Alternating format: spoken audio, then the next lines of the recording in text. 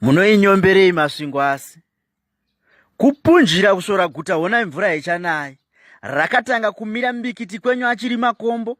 Masvingo dura rinobura pwere chikaranga dzinosvisvina. Chiri kure vakagarisana namavu chibhikita negutu. Iyeniwe zinoti turi pano pazimuta apa vhara zipi mashava. Baba Harare vachitonga Sosberry gemu nomuziva chinodai imi. Vazvobgono ungwarusa mambo Soromoni. Mungafidza marapirana vachadzamira vanombobvepi. Kuzoti tazvida Rombe Knox Matavire Karebwe zvikiribidi. Guta rakadengezera hwereshenga nyanzvi munyika. Munoinyomberei masvingo asi. Musaitora segwenga ndiani wakambovya akashapo kuvata. Lizini hotera inenge garden yaideni. Chevron neflamboyant denga rakatetwa panyika. Amazing Lodge nana Starion maguest house. Iguru mwandira. Tsumo ngadzive tsumo zvigumire mumadimikira. Zaka navaroi rinopisa akambodyiwa achifamba ndiani. Zvechemberei kwachivi akabika mabwe isainzi kwete nzara. Rakapisa anaka nyunguduka zuva remwenezi. Akanama namabwe pasina dope Great Zimbabwe Ruins. Shiri hungwe ikati pamureza tikaiturika.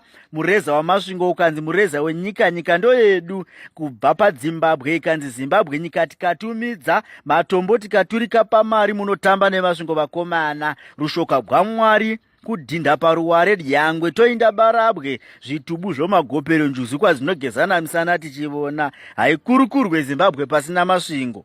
Munoinyomberei asi. Migodhi izere mashava somubhikita vhimi ndo mainobva.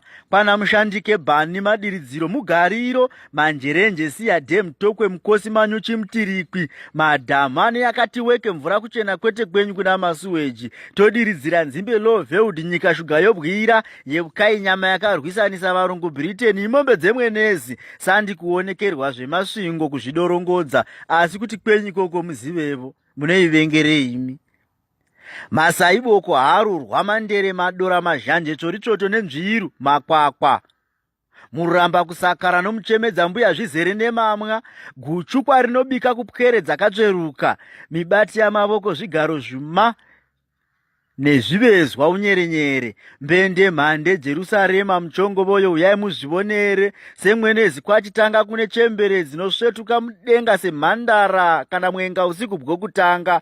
Vonaivo zvakanaka zvedu murege kungoinyomba masvingo imi. Redu guta rine undere zvirwere tozvinzwira kwenyu.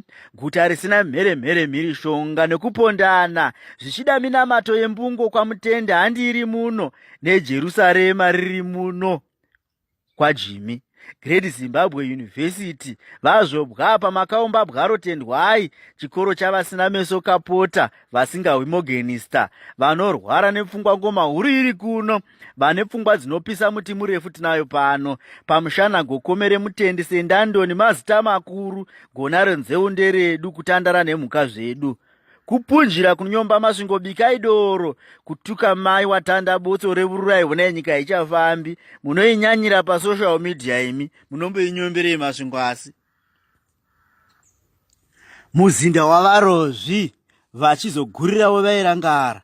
Stop that nonsense of insulting the stone walls. Guta rine zviyerwa. Chapa nhamo munyika kunyisa bene benyika. Harabwa dzachena vhudzi ndo mutsigo weguta. Navakuru vanoremekedzwa vari kuno vana hungwe. Chamuka chimoto kutuka masvingo munyika twakotuta. Ibasa rezvituta kunyonganisa kushora pasina chamunogadzirisa. Devolution is coming. Stop chasing our potential investors.